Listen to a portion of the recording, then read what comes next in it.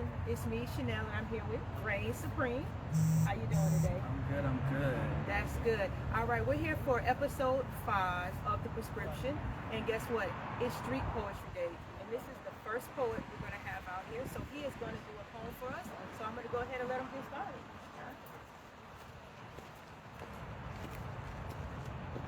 This is Bitch I'm Fly, a poetic affirmation.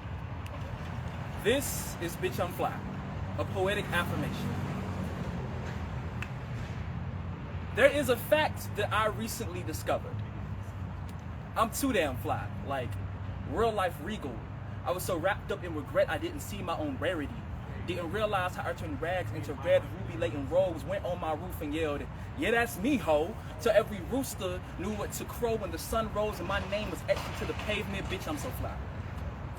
I'm so fly. I make clouds sick to their stomachs and have eagles saying I'm trying to get like you, big bruh. Vibes be high enough to piss on Mount Everest and spit on rainforest. Heaven ain't nothing but a stone's throw away, and best believe I can get there quicker than a cut can bleed. Sonatas are written about my eyes that rival the voice of God itself, and epics told about my arms built like tower pillars that outdo the Odyssey. Bitch, I'm so fly. I'm so motherfucking fly. I go clubbing with angels and let them pay the tab.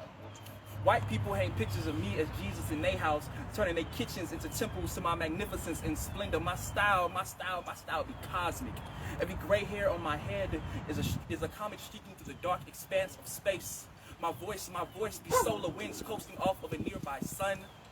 My teeth are entire galaxies, and my smile is the Big Bang. My mere presence is reality warping. Bitch, I'm so fly. All right. I want to thank Reign Supreme for that. And I just want to go ahead and ask him a few questions.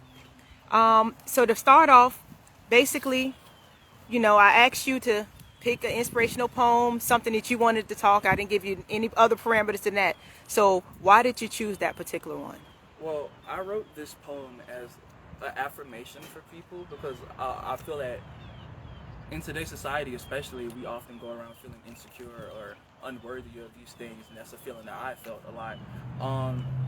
And the whole purpose of this poem is to let you know that that's not true, that you are that fly, that you are that guy or girl, like you are amazing.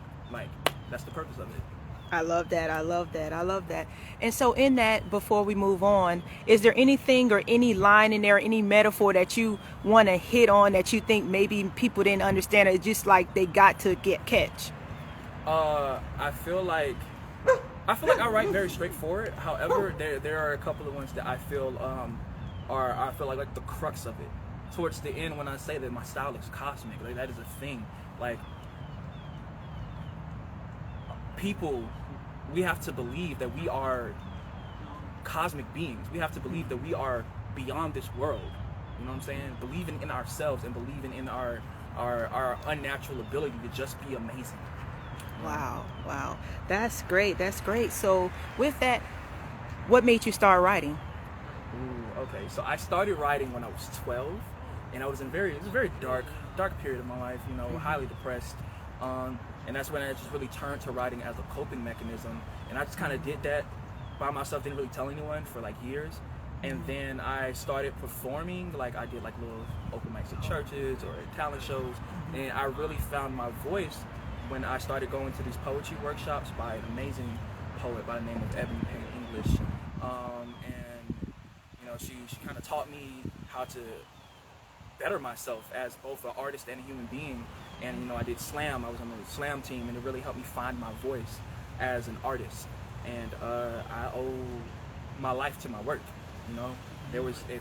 Poetry really saved my life. I'm not exaggerating at all. It really did.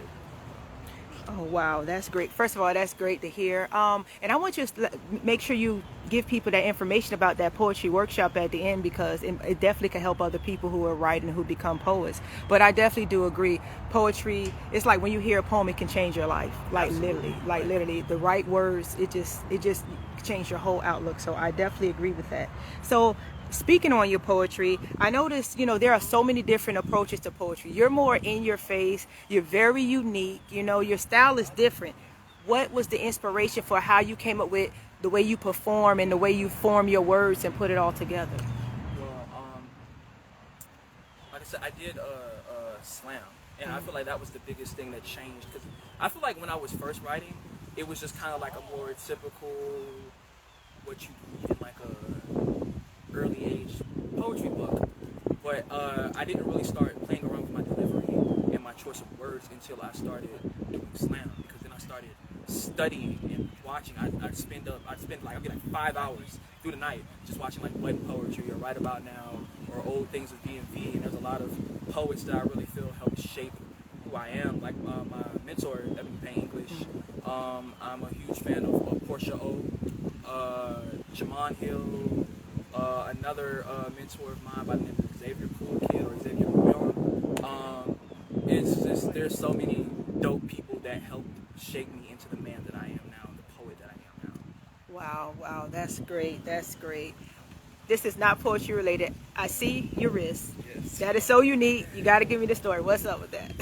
A couple of years back, there was an out by I forget the name of the place because it's literally right by my neighborhood.